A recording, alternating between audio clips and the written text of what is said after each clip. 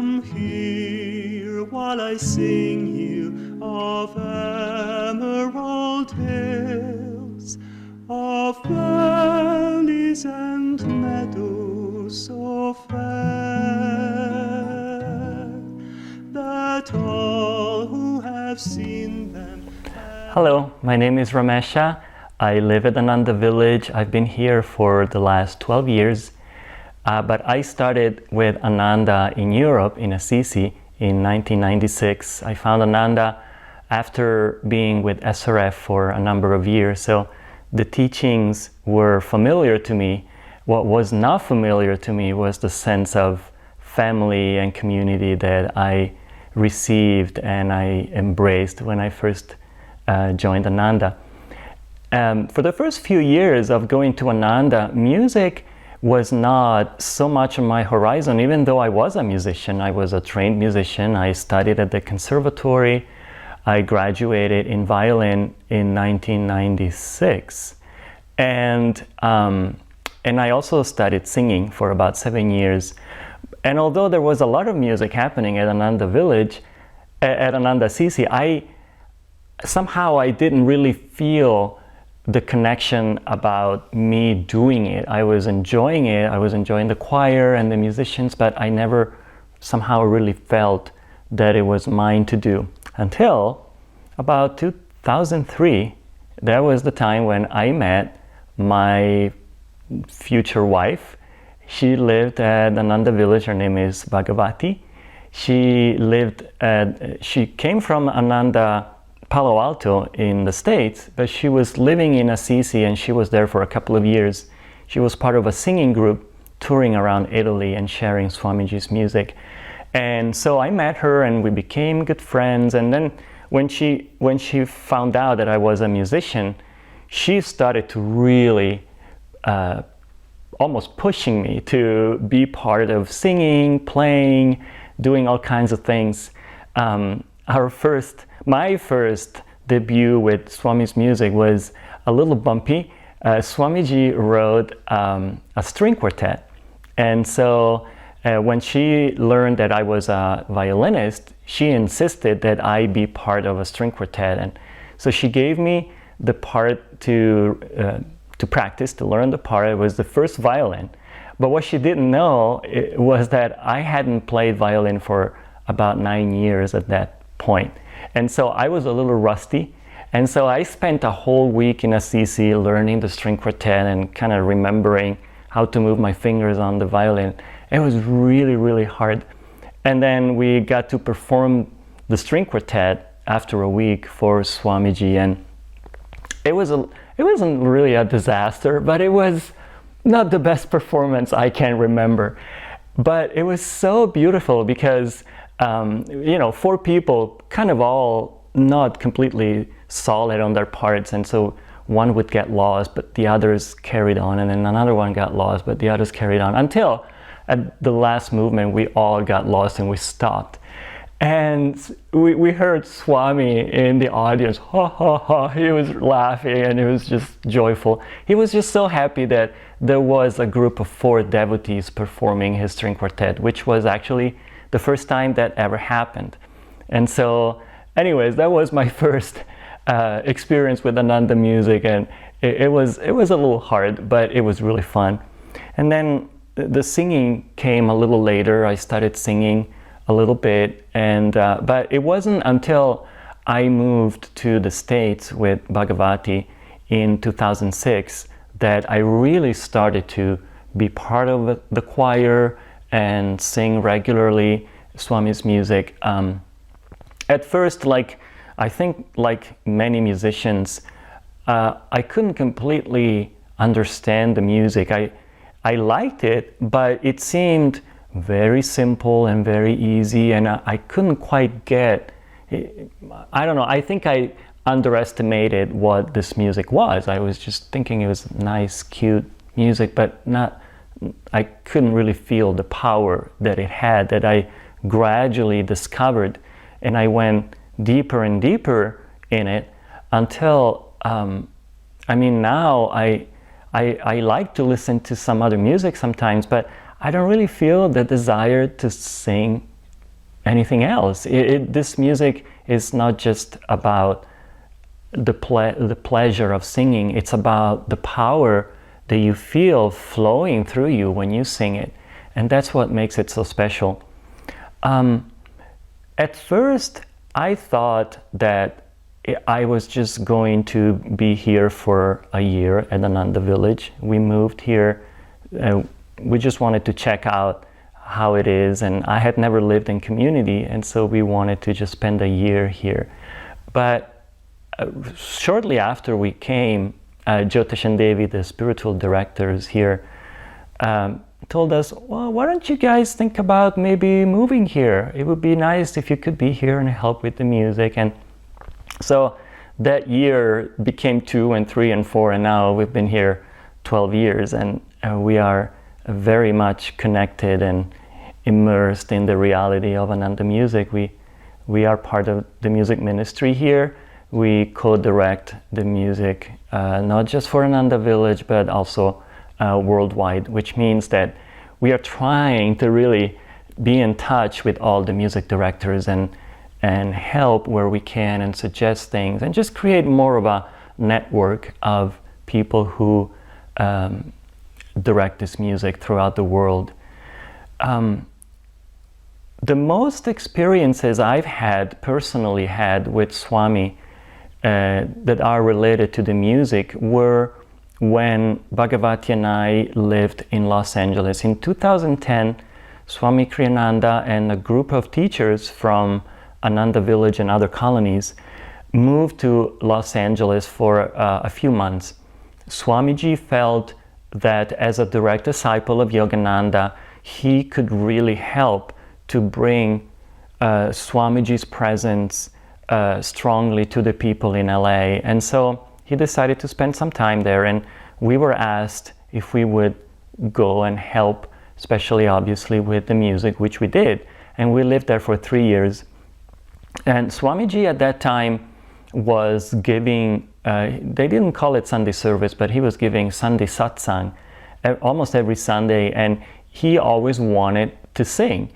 And so because at that moment in his life, his voice had gotten pretty low, and so we always had to figure out a good key for him to sing in. And so every Sunday morning, 9 o'clock, I would drive to Swamiji's house with my guitar and help him figure out the right key. And so I remember the first time he was telling me how he was able to hit the lowest note on the piano, and he said, my voice has gotten so low, I can hit those low notes. And so he wanted to sing the song very, very low. And then I said, okay, so I figured out the key, and then turned out that it was really too low. So the following Sunday I got prepared ahead of time, and I thought maybe I'll figure out a key that would be good for him, and that's what I did later on. So I always suggested a key, and he always seemed to like it. But I remember one time he was singing Emerald Isle during Sunday service, and I was accompanying him, and there's a beautiful line in the song that says, as we with our Maker united would be. And I remember how he got to that line and he started weeping, and he just couldn't continue singing. And so he stopped and then tried again, and then when he got there again he started weeping, and then he tried a third time, and finally he realized he really couldn't sing it, and he turned to me and said, it's just so beautiful. And it was so amazing to me because he never really identified himself with the music he wrote. It was just a gift that God gave him. And in that moment, you could really feel there was no sense of ego saying, it's just so beautiful. It was just this beauty that he had received and he was sharing. And it was a very beautiful moment. And another episode that I remember with him, with the music, this actually happened in Assisi. We flew to Rome, Bhagavati and I flew to Rome, can't remember the year, but they were launching Revelations of Christ in Italian. That's a book that Swami wrote. And so because it was about Christ, we performed a lot of songs from Swami's oratorio. And Swami himself sang a few songs. And one of them was Children of God. And so I was at his house, again, helping him, figuring out the right key for him, because the song is fairly high. So we took it down, and then he was singing. And then he started singing the song, and he stopped and looked at me and he goes, "Who wrote these words? They don't make any sense." And he started laughing because obviously he wrote the words. And then he rewrote the song. And this is how, at some point, the lyrics of the song were almost completely changed. And that's the first time we heard that version, is when he sang it in Rome.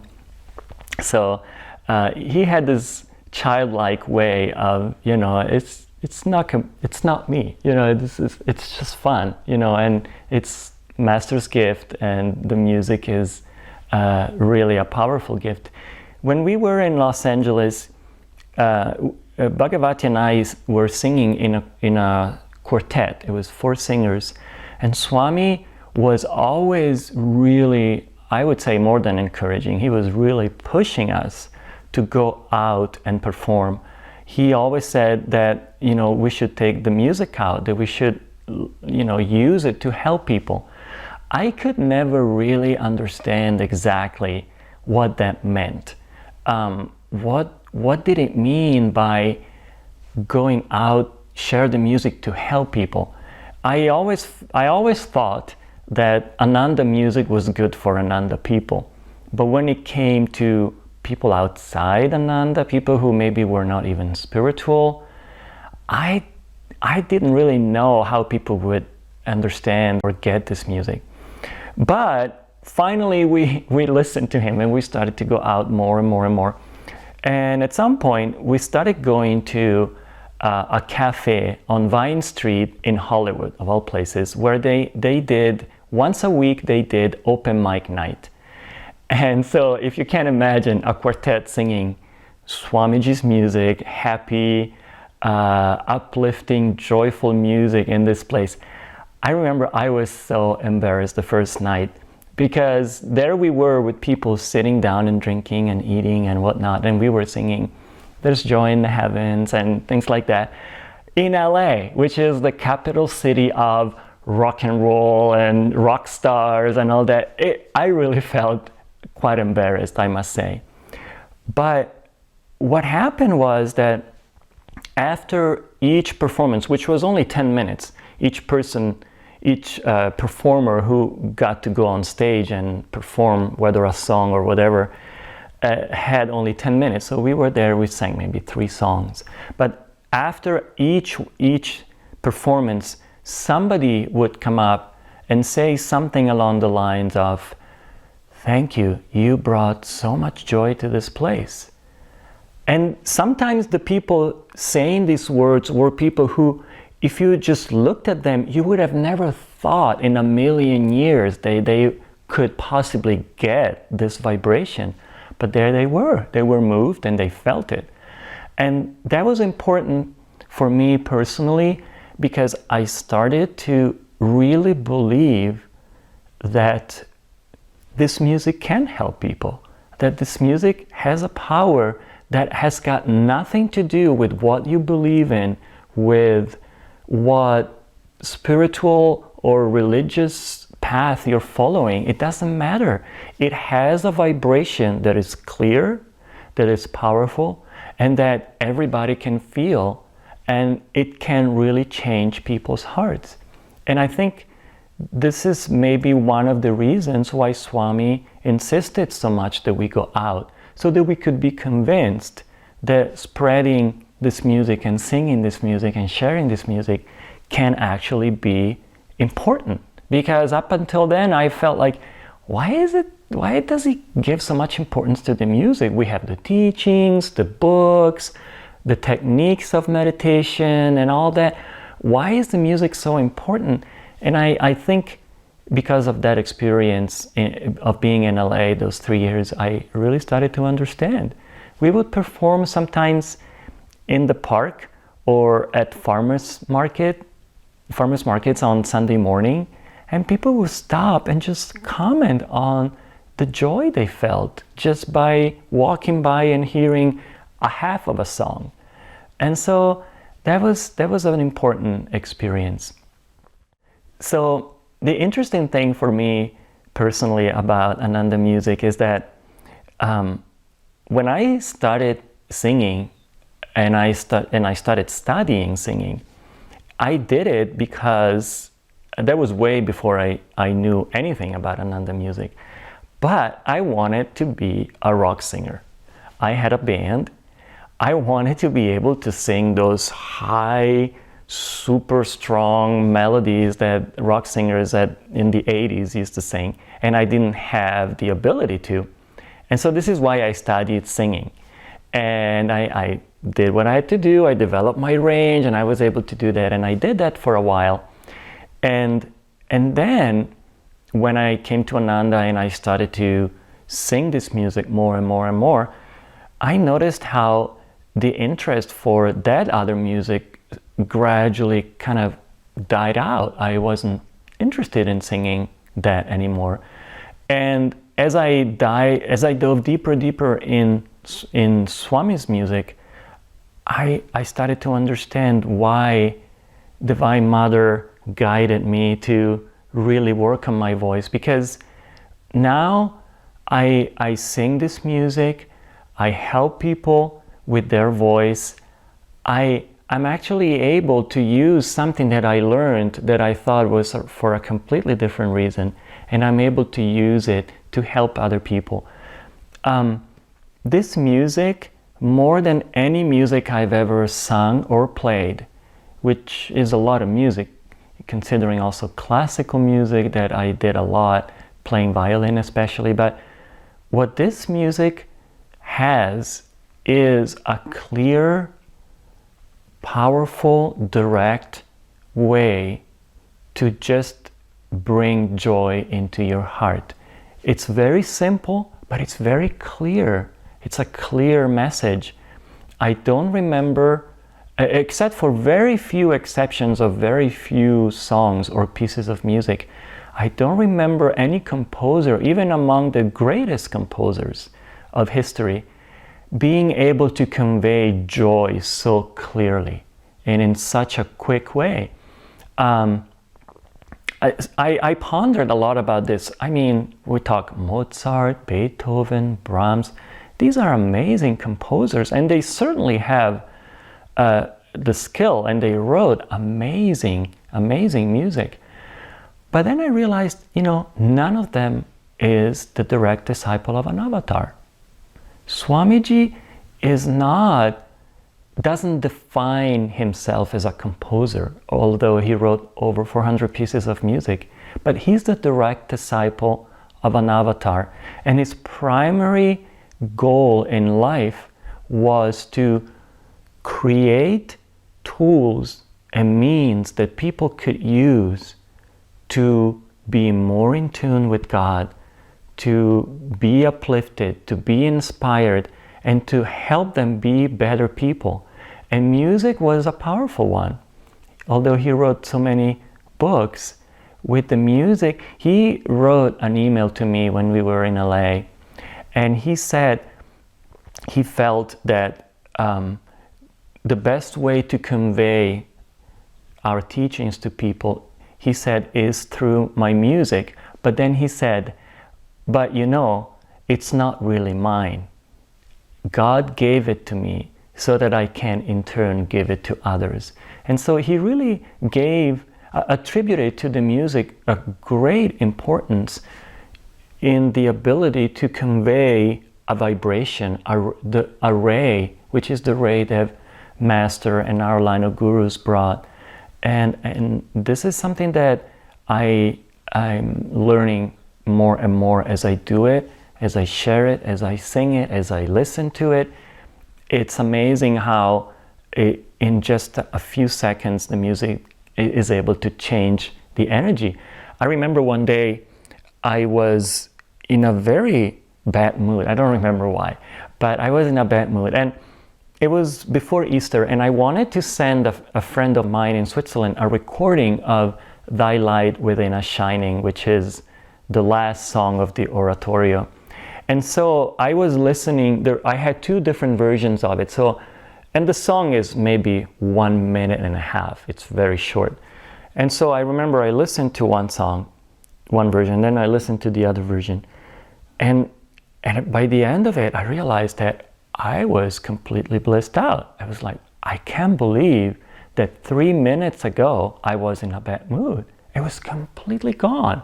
And it's not like I sat down thinking, now I'm going to listen to the song so it will get me out of my mood. I wasn't even thinking of that. I was doing something else with it. But that really got my attention. I was like, okay, so there's definitely something here.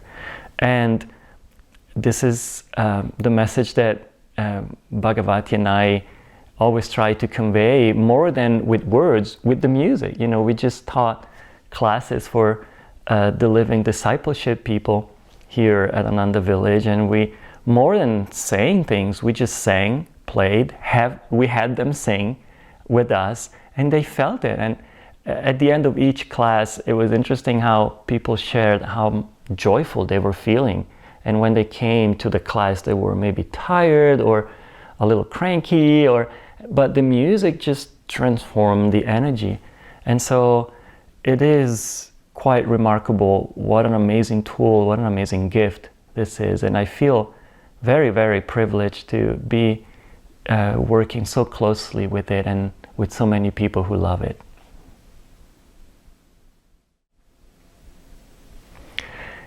If I had to say in just a few words what Ananda music means to me, before I came to Ananda, I was already acquainted with the teachings, as I said, but the music is able, sometimes only just by listening to a song, I get the essence of a teaching or the vibration behind something that Master taught or Swami taught. But most importantly, every time I hear the music or I sing the music, I feel Swamiji's presence more than any other time. And at first, I didn't know quite what to make of this. I never felt I was particularly close to him on a personal level. But as soon as he left the body, it was very interesting, I started to feel his presence and guidance, especially in the music.